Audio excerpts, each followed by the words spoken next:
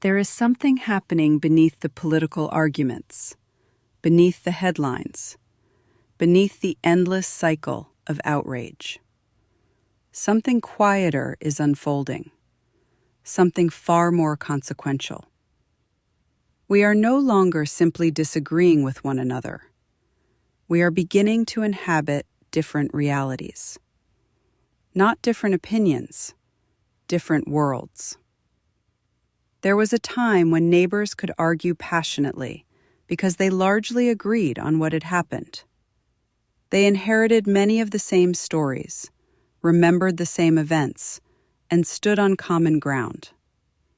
Today, that ground feels fractured. Two thoughtful people can witness the same event and walk away believing they saw entirely different things. They trust different sources, inherit different narratives, and increasingly question whether the other is living in reality at all. What concerns me is not disagreement. Healthy civilizations have always argued. What concerns me is that we no longer seem to agree on what is real enough to argue about. Civilizations are not held together by governments or economies.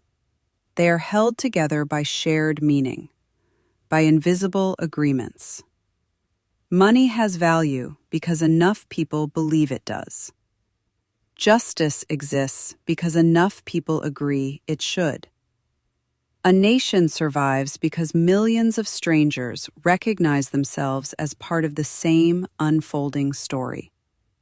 When those agreements begin to dissolve, trust becomes thinner. Language loses precision. Memory itself becomes contested. Eventually, people stop believing they disagree. They begin believing they inhabit different worlds. Many of us have felt this at home. Family dinners become negotiations. Old friendships quietly fade. Not because love disappeared, but because conversation no longer has a common foundation. The distance between people is no longer measured in miles. It is measured in perception. Technology did not create this condition, but it has accelerated it. Each of us now carries a personalized reality in our pocket. Algorithms quietly shape what deserves our attention, confirms our fears, and reinforces what we already believe. The result is subtle. We stop encountering ideas that challenge us. Instead, we encounter increasingly refined versions of ourselves. Our certainty grows. Our curiosity shrinks. Perhaps that is one of the greatest losses of our time.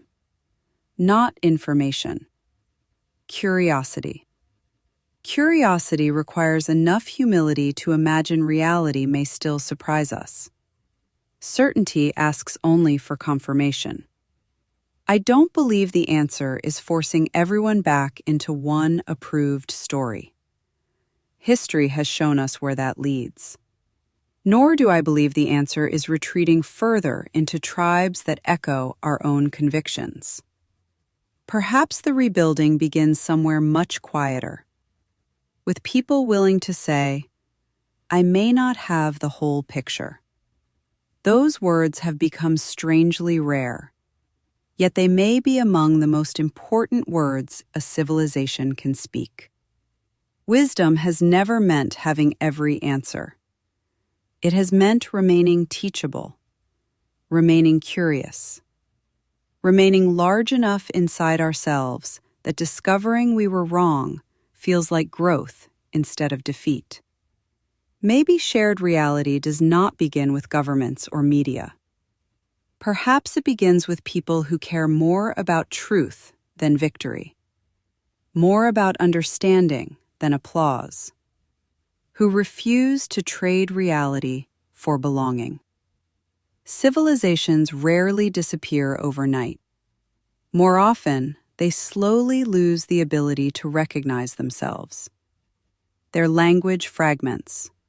Their memories diverge. Their stories no longer meet. until one day they discover they are no longer living together, only living beside one another, sharing roads, sharing borders, but no longer sharing the same world.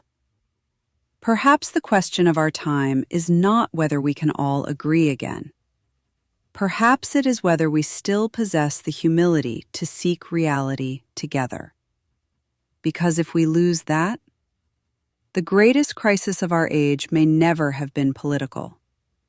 It may have been the quiet disappearance of the place where truth once belonged to all of us.